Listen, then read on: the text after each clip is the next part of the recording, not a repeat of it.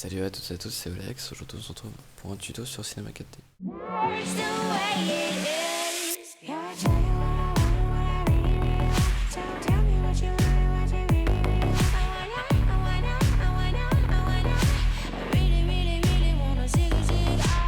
Eh bien, nous allons aujourd'hui réaliser un petit tuto pour comment créer un spectre audio animé sur Cinema 4D, qui est basé sur un tuto qui existe déjà. En fait, mais la qualité est trop basse, elle est seulement en 360p, du coup je le refais en fait avec exactement les mêmes manipulations que la personne, et du coup je linkerai la vidéo dans, euh, dans la description, et on est parti. Donc tout d'abord on crée un objet, un plan, donc ce plan on va le mettre en 4500 par 4500.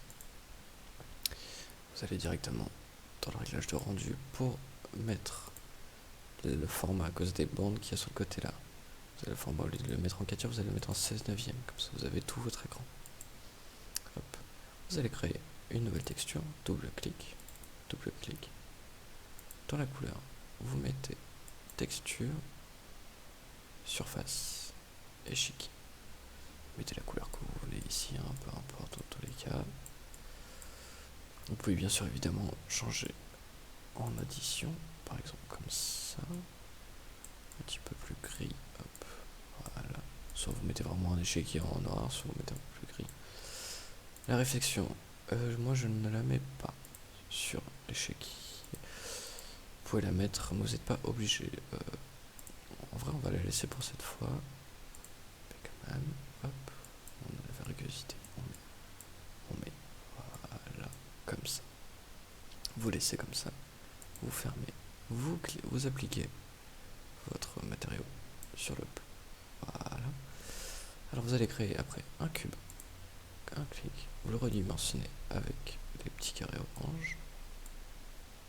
Hop, mettez ce que vous voulez en termes de taille. Ensuite, vous allez créer dans MoGraph, vous allez créer un cloneur.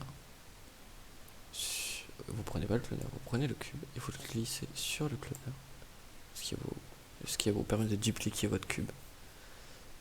Dans le cloneur, vous faites objet, mode, et vous changez le mode en répartition sur une grille. Donc ça vous donne plusieurs. Vous faites quantité 10.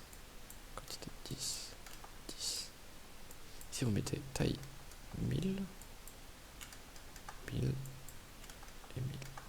Alors évidemment, mais si vous mettez pas 1000, vous mettez 1.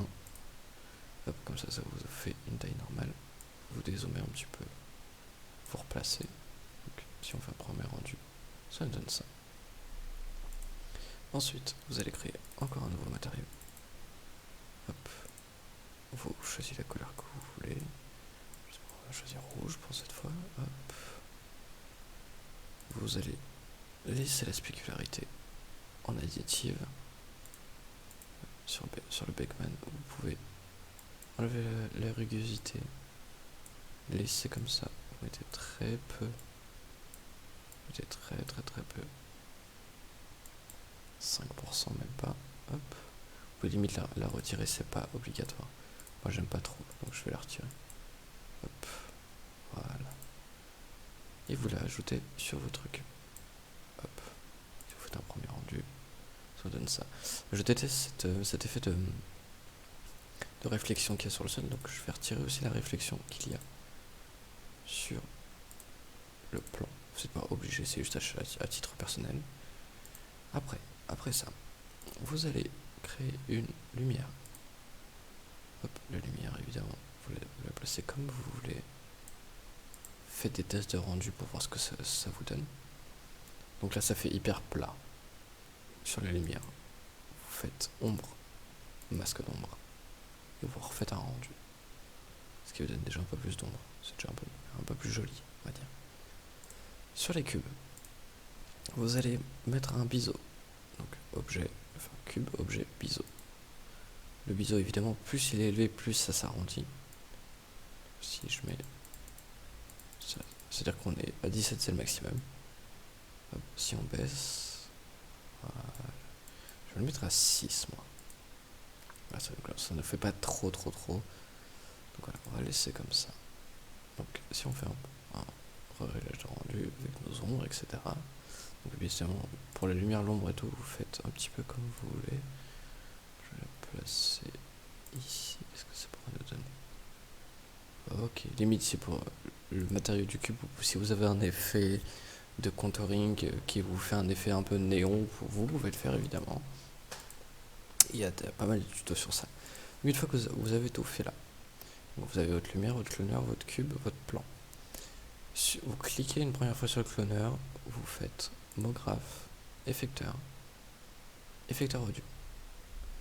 Évidemment, cliquez bien sur le cloneur d'abord, parce qu'en fait comme ça ils prennent bien en compte l'effecteur qu'il faut agir sur le cloneur.